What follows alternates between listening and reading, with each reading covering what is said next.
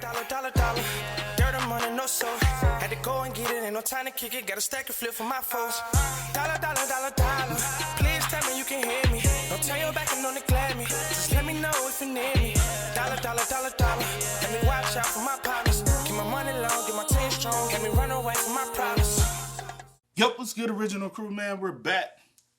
Mr. Ballen, 2 cops quit at the demon encounter. You quitting?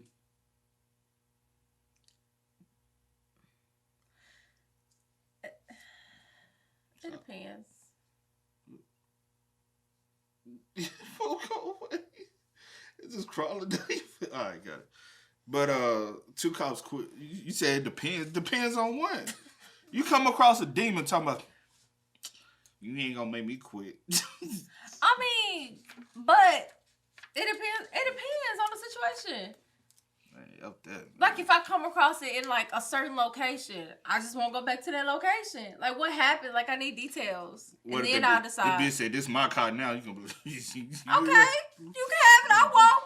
Come on. So you gonna quit your job? No. Oh, you crazy. Hey man, with that being said, before we get into it, and I'm gonna come back to that question. Come back later. That's why I said it depends on the details. Come back later, so you gonna quit. A lot of stuff don't scare me, so it depends. Girl, how about you be jumping around and you got scared this morning? Yeah. I said you ain't hear me.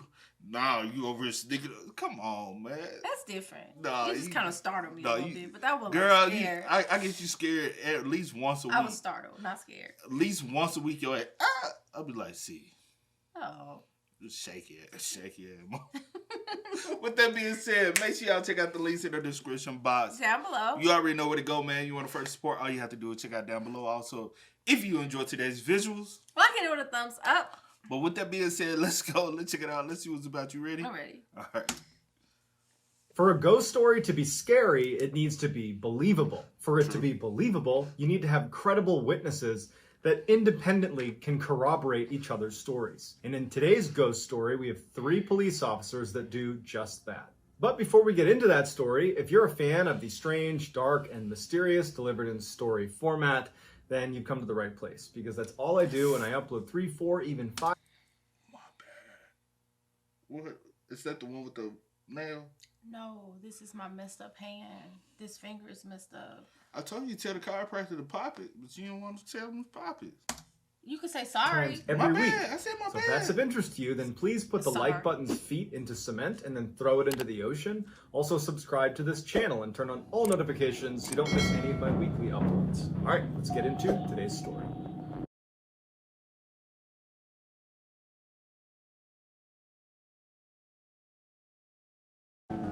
In 2006, Dave Murphy had just become a police officer in Salt Lake City, Utah. His first role was as a protective service officer, which meant he'd be in charge of physical security at a number of the county facilities. Dave's first facility was the Capital City Theater, which is a landmark inside of Salt Lake City. It's been around since the early 1900s. It's this beautiful, grand theater. So in early August, Dave reports to the Capital City Theater for his first day on the job, and he meets his partner, an officer by the name of Morgan Matthews. He gets there on this first day, and right away, Dave would say that Morgan was just strictly business. The first place that Morgan takes Dave is the control room, which sits on the first floor of the theater. The theater had 3 floors, and then it also had a basement as well. So the control room was on that first floor. Inside of the control room were all of the security monitors, because there was all these cameras set up inside of the theater. The cameras weren't great though. You pretty much could only tell what was in frame if there was a light on, and most of the time at night especially,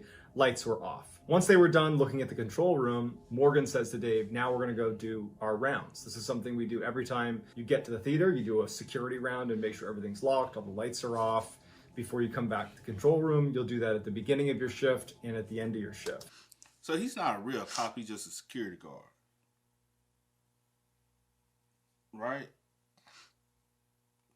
If you just patrolling the city, if you're a cop, you patrol the theater.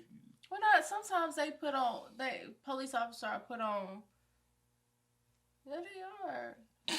Sometimes they are put on different jobs to go, and yes, they are.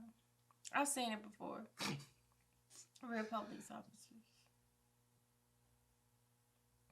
See, dog. Yes, I have. I've seen. You don't. You're not. He said in a control room. Bro, I'm not saying in this situation. He a Paul Blart, mall cop. I'm just saying.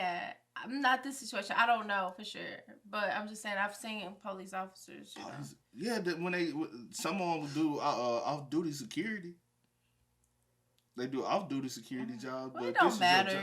I'm just saying. I'm just trying to make sure. So now the situation is different. Way. Situation is different now. It's he's not necessarily a cop. He's a security It don't matter. guard. It's still my job. I still have. So would you quit your job if it's hunting where you got to work at? I said no, and I'm sticking to that for right now.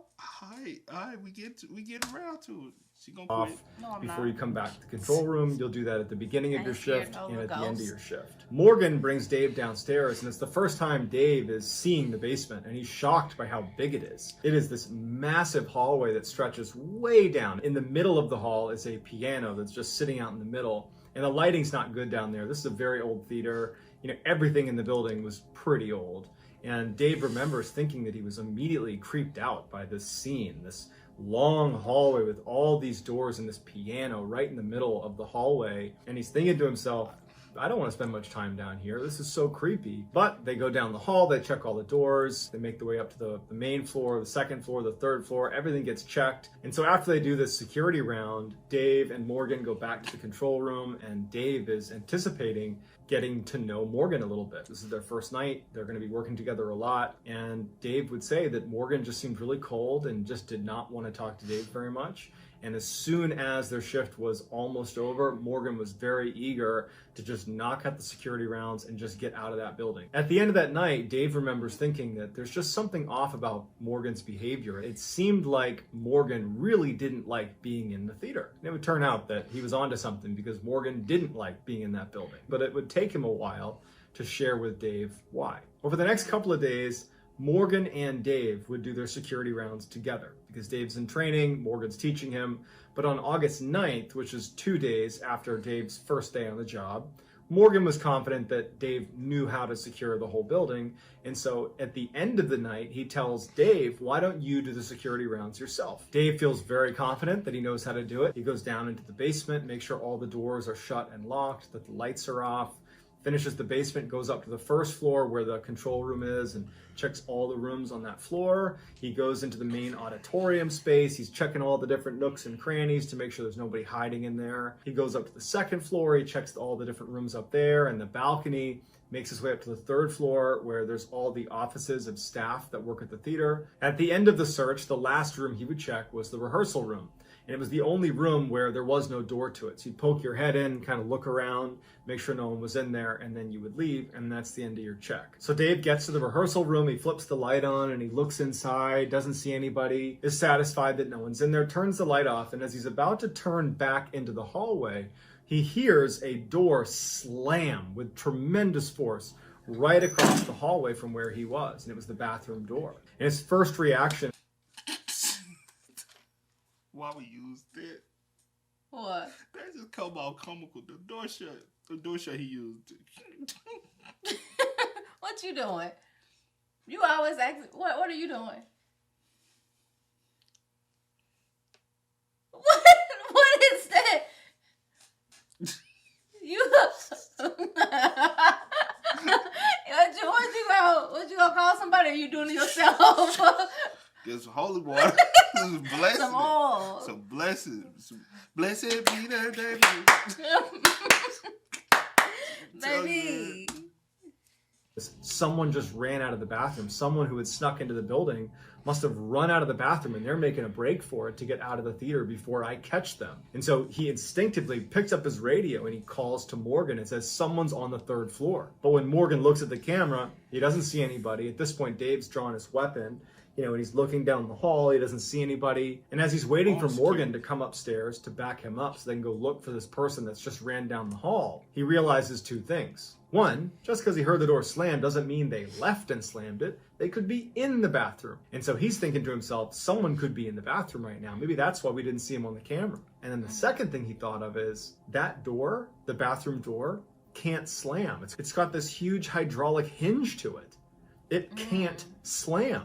So his gun is drawn and he's aiming it at the bathroom door right as Morgan comes up on his right. Morgan draws his pistol. He's got it on the door as well. And they make entry into the bathroom. They clear all the different spaces in the bathroom and no one's in there. And there's no way to get out of there. Morgan and Dave are like, okay, well, they must not have come in here. They must have run out of the bathroom. They're somewhere in the theater. And so they decide they're going to search the entire building and find this person that clearly was just in the bathroom, and that's how they slammed the door. We're not going to worry about how they slammed the door with the hydraulic hinge. We just know it was slammed somehow. So they leave the bathroom, guns still drawn, and they start making their way down the hall. They're checking all the doors. Everything is locked. When they start making their way downstairs to the second floor, Dave recognizes through the door, because there's a door leading onto the second floor, he can see that the lights are on, and he had turned them off. And so as they're walking down the stairs, he says to Morgan, hey, did you turn the lights on the second floor? And Morgan's like, no. And so they think that whoever was here, whoever was in the bathroom is on the second floor. They must have turned the lights on. They go into the second floor, and not only are the lights on,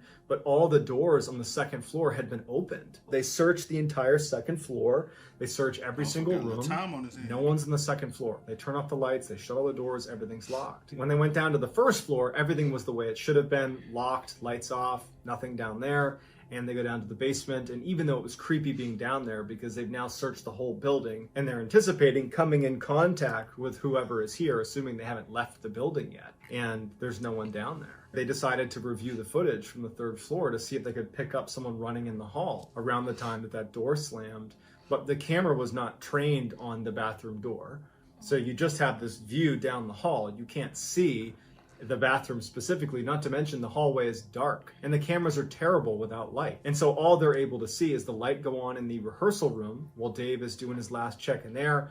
The lights turn off because Dave's about to turn around. And then after that, you just hear this massive slam of this door, but you can't see what happened. So they don't know what to make of it. They're both very much on edge that someone might still be in the building. And so they do another sweep of the building and no one's there. And so they decide to just chalk it up and say, we were hearing things and seeing things. I'm sure it's fine. Let's just get out of here. And they leave. A couple of days later, on August 11th, Morgan is working alone. Dave wasn't coming in that day, so Morgan's alone in the theater doing a shift. And at some point in the night, as he's sitting in the control room, he thinks he hears whispering in the hall right behind him. And so after the experience he had with Dave a couple nights ago, he's on edge. So he draws his pistol right away.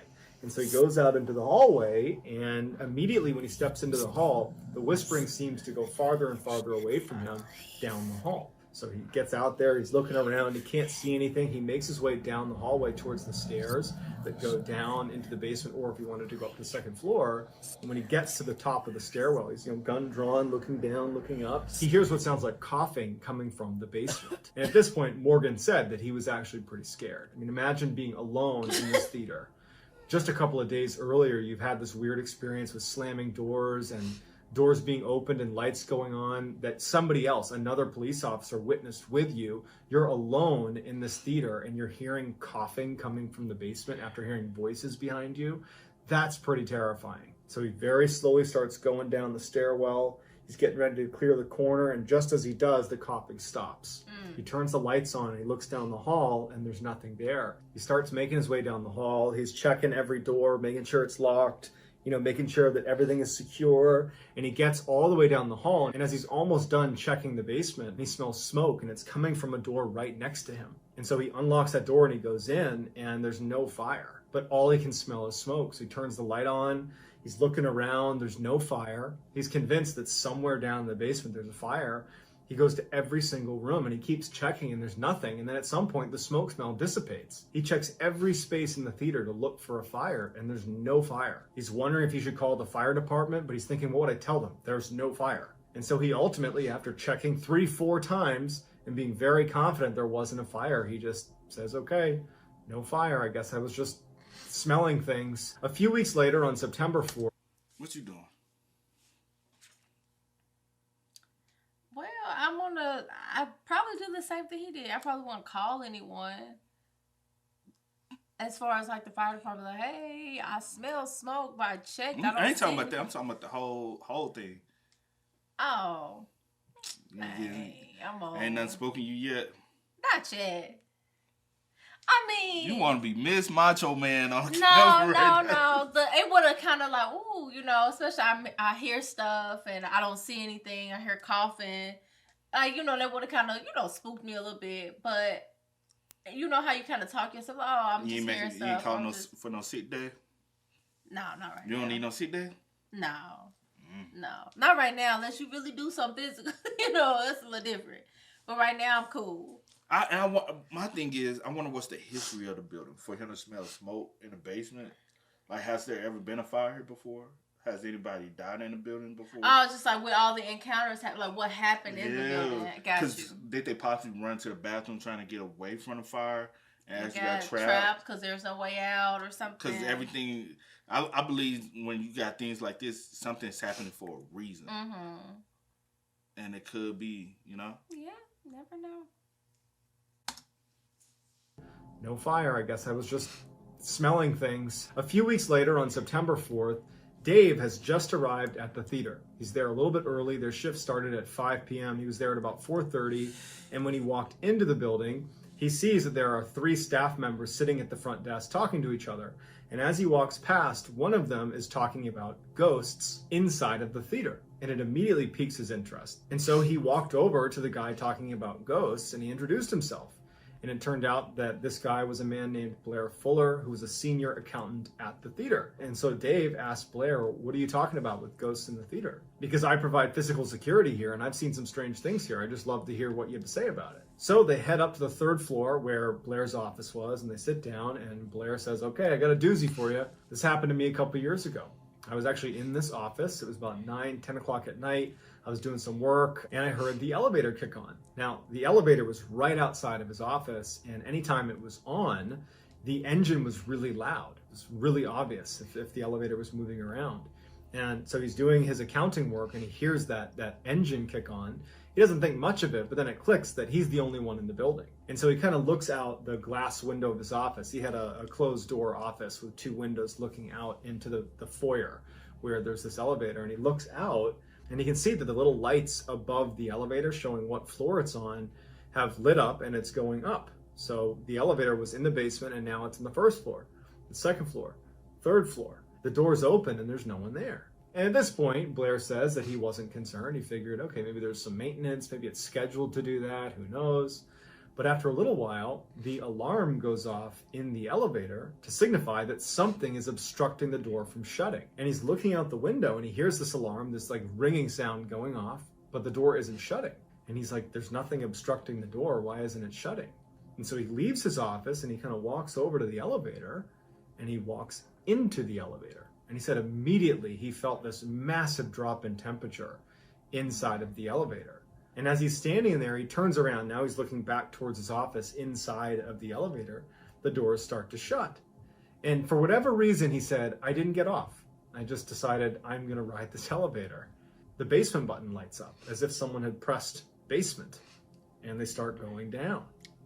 And he's sitting there thinking, what in the world is going on? It was just on an alarm because the door wasn't shutting. And then miraculously, when I go inside of it, it suddenly works again. And it's going to the basement. So he goes to the basement. The door opens. There's no one there.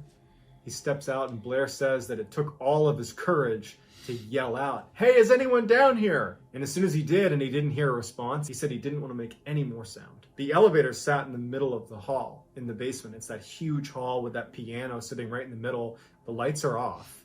And he pokes his head down one way. There's nothing down there. He sees the piano barely from the light of the elevator. And he looks down the other way. There's no one there. And at this point, he's just so spooked. He just gets back in the elevator and he hits floor 3, floor 3, floor 3. And he's hitting like door closed, door closed, door closed. The door closes and he goes back up to his office. He goes into his office and he shuts the door and he sits down and he's thinking like, what was that?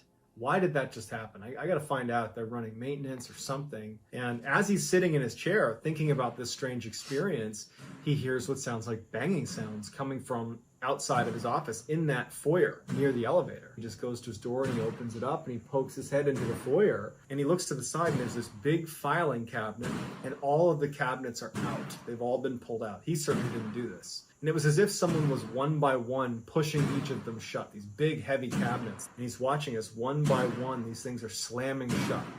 one by one until the whole thing is shut. And so he goes over and he's like trying to disprove what he just saw, that he can open up a drawer and that it will shut on its own. But none of them shut on their own. You have to shut it. Something has to shut it for it to shut. And so he packed up for the day and left and did not work another night shift at the theater. Later that night... did they have security at the time? Because is this part of the reason why y'all hired security to work overnight? Right, because he said that he was there by himself. He know he was the only one in the building, you know. So obviously y'all didn't have security at the moment. So is it possibility more people work at night and more occurrences happen? And it was like, hey, we just gonna have to hire security to monitor the night to make sure nothing's going on, nobody's sneaking in and nobody, because it could have been somebody sneaking in and doing shit, you know what I'm saying? Yeah. And making things happen. So I wonder is that why.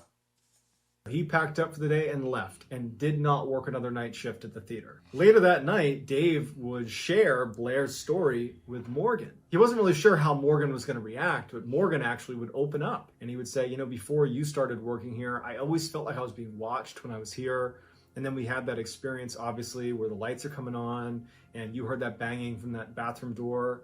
And then just a few days ago, I heard voices coming from the hall and I heard someone coughing in the basement and I smelled smoke and there was no one there. And so they start going back and forth, exchanging stories of just how uncomfortable this place made them feel. And so they're wondering what they should do about this. And Dave has this idea. He's like, my best friend, I'll invite him to come over here one night and we'll tell him that we're giving him a tour of the building and we'll just see what he says. We'll see if he reacts to anything here. Who knows?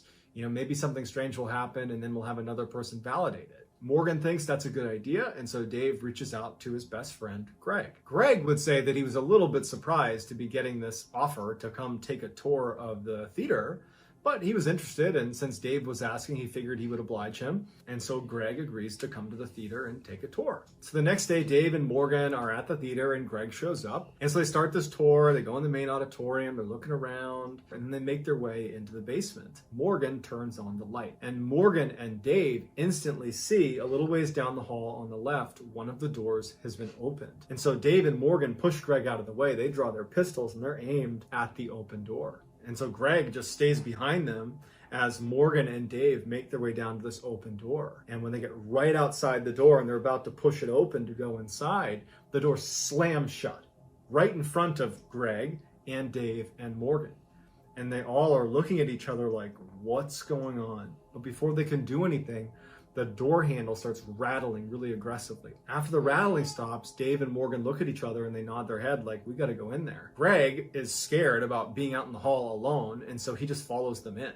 And so the three of them go into this room.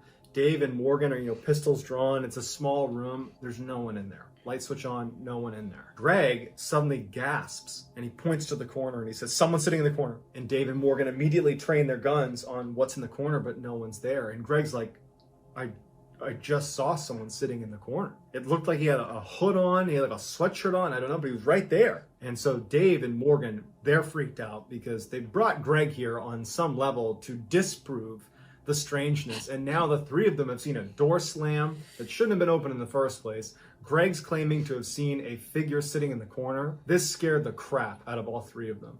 They quickly left, locked, shut off the lights, went upstairs. Greg's like, I'm out of here. Greg leaves. And Dave and Morgan are like, now what? So at this point, all the strange... So what you doing, C? You still not quitting? I ain't gonna lie. If I'm Greg, I'm like, how the fuck? Oh, what the fuck? Y'all done signed me up for? I ain't signed up for this shit. I just want a tour. Hey, what? Got us good. But you quitting? We gonna get that yell, y'all. At some point. Right now, I'm still on the fence. That motherfucker fucking with you every day. I know. That's what I'm saying, but that's all you doing. And that's a petty ass motherfucker. You fuck with me every... And then obviously we see that it's not occurring during the daytime. It's only occurring at night. At night. What is the history with this building? I would like to know that. Like, what did something happen? Like some traumatic, something.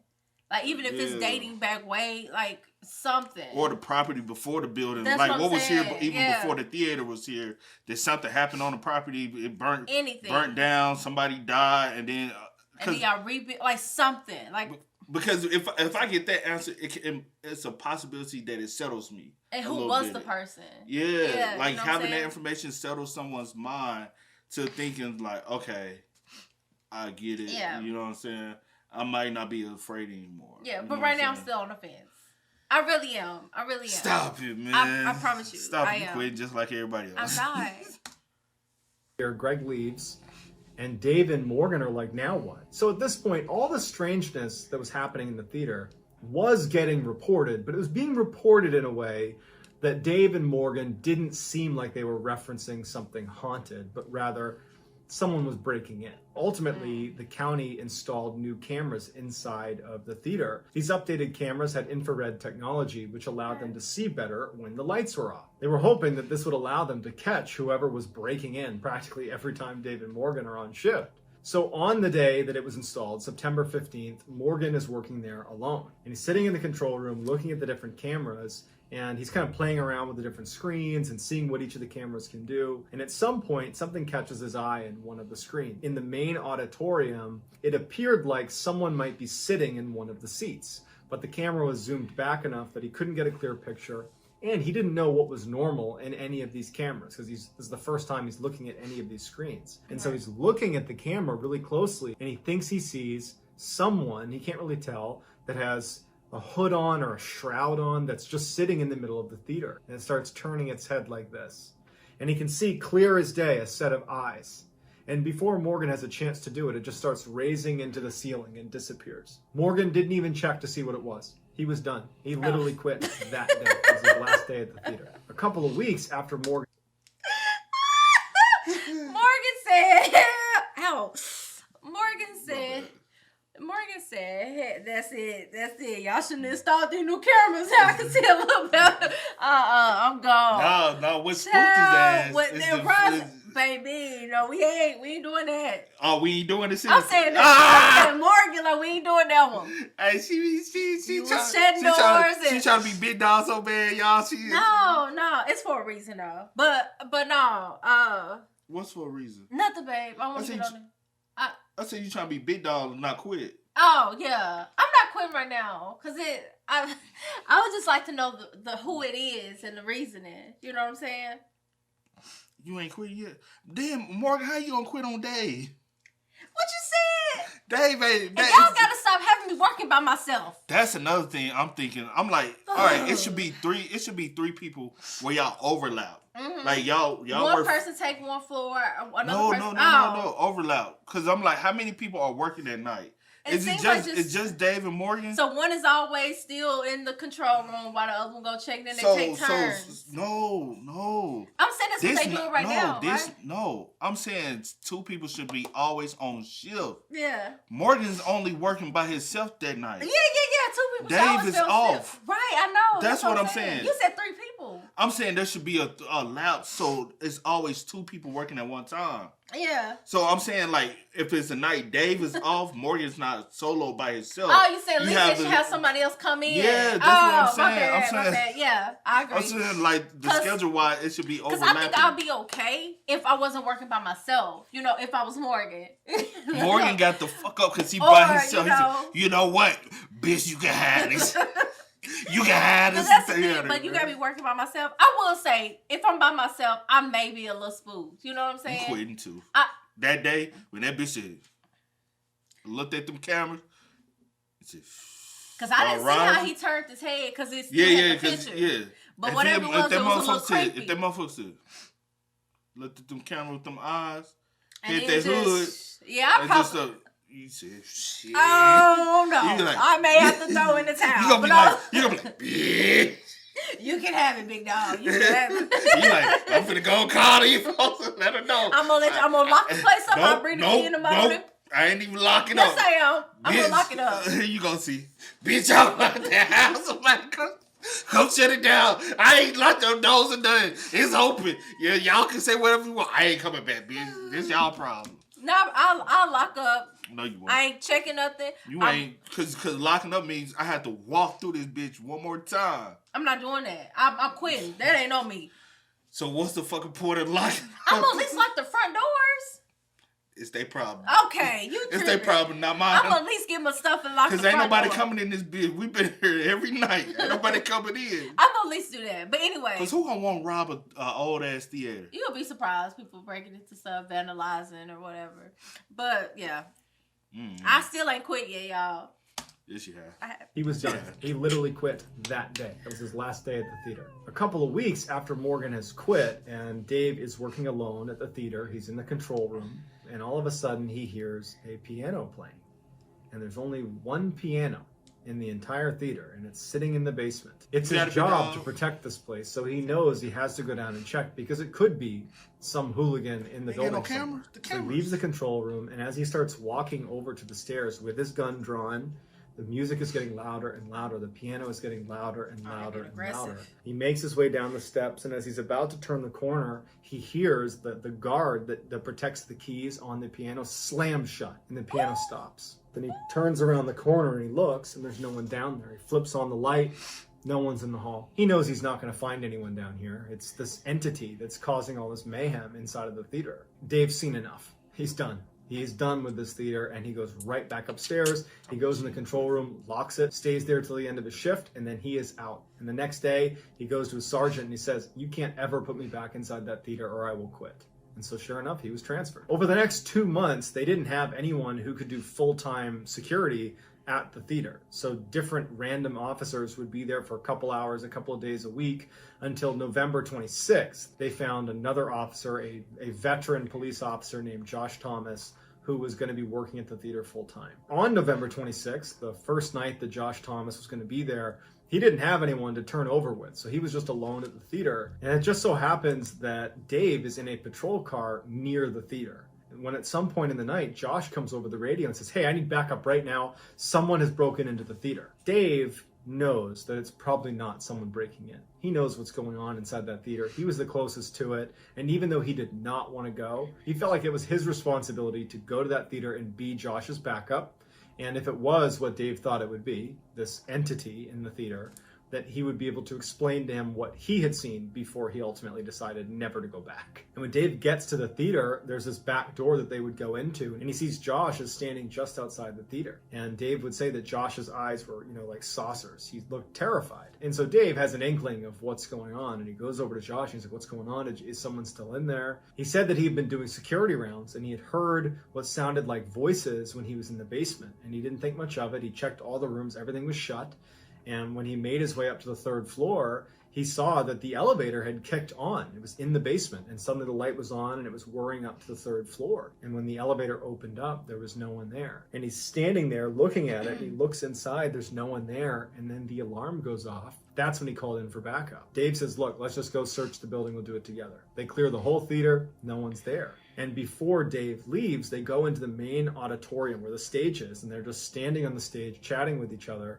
And Dave, his back is to where the audience would be. And Josh is facing Dave, facing towards the seats. Josh just suddenly stopped. Mid-sentence, he's just frozen and looking just beyond Dave's shoulder. And Dave goes, "What?" And Josh goes, "There's something behind you." Dave slowly turns around, and as soon as he does, he can tell immediately what Josh is looking at. Standing in the very back of the theater away from them is a man standing in the corner with its hands by its sides. Its back is to them, and it's looking down with a hood over its head. Dave turns his whole body around to look at this thing right as this thing turns around real quick and looks directly at them. It has these deep, dark, sunken eyes, and its face looks like it had been very badly burned, like it was black and charred. And it's looking at them before it just turns and runs out the back of the theater. Josh believed that that was an intruder. Dave was fairly certain that that was just another example of this entity that haunts the theater. But they would search the building and they could never find that cloaked figure again. And that was when Dave sat Josh down in the control room and he filled him in on why Morgan had quit and why he ultimately had quit. And he also told him the story from Blair. So Josh is like, "Great, I'm glad I work here now." This was the last time that Dave would go to the theater. But Dave would do some additional digging on the history of the theater. It would turn out that in the 40s, there was this horrible fire, and a man had been trapped in the basement when the fire had erupted, and he had died inside of the theater. And so Dave would share this information with Morgan and with Josh, and the three of them all believed that what they were witnessing was the ghost of that man who died in that fire. So I'd love to get your reaction to this. Was this a ghost or was this something else? Well, she said, I still want to quit. At some point, you working there, you would have quit without knowing the facts of everything. Like not knowing, I'm saying not knowing like something happened to them because they didn't find out that information till well. Because they decided not to look. But my thing is the way that I'm set up, I'm going to look.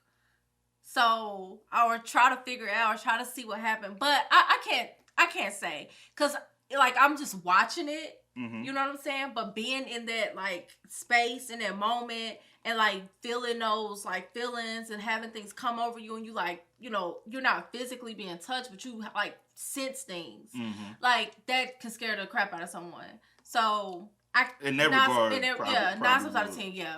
I'm just sitting up here, you know, being, you know, trying to be a big dog. No, I'm just playing, just you know, because you always like to be like you quit, you know. But 9 times out of 10, I would. I would tell you, I would have quit the same time Morgan did. I do it. When you looked at that camera. And that motherfucker was looking at you. And you, baby, I gotta go. You can have it. Yeah. Mm-hmm. That's enough for me. That's enough. That's enough for me. Enough, yeah, I probably would have left it. With Especially since I physically see something. Yeah. We was just hearing things at first, you know. Nothing was ever there. But, yeah. Ain't nothing wrong with it, man. Own up to that shit, bro. Yeah, we all quitting. When will you have quit? Same time, Morgan. Like same time. Situation. Yeah. Because everything else, I haven't seen anything. You just hear I'll be spooked to a point, but yeah, for sure. When I finally see, yeah, I'm like, yeah, I gotta go. Cause you could talk yourself out. Like maybe it's just someone playing. You know what I'm saying? Like breaking in, playing around. Maybe like a teenager. Like you can talk yourself out of things. But since I actually see something, I wonder, did Josh ever quit? Maybe not since he know what it was and it never harmed anyone. Nah, because that's a horrible, that's a horrible way to go out. Might be working up to it. I mean, might be working up to it. You know, I always like wonder like situations like that, like when people like, you know, like with spirits or, you know, demons or whatever you want to call them. Like if you wasn't technically maybe, because I don't know who the person was, but if you weren't probably like a horrible person before, you know, you passed or whatever, or like this evil person or, you know, did anything, what would make like, you know, after you pass, like, you know, what would make someone... Maybe that motherfucker in that situation just wanted to fuck with him. Hey, I'm gonna scare y'all motherfuckers ass tonight. Because it's not happening every night. It happened on occurrence and he's just like, I'm bored, bro. I'm bored. I'm bored, bro. What's up? Yeah. You finna fuck with y'all. Yeah. But I figured something... I believe something previously had happened and... Yeah. Because you smelled the smoke, figured the fire. I'm like, it has to be it's some a hooded individual... They were trapped. That's the reason why I kept hearing doors shut. He was trapped behind something. And things always went back down to the basement. And did they ever rescue him? Were able to rescue, get his body? You get what I'm saying?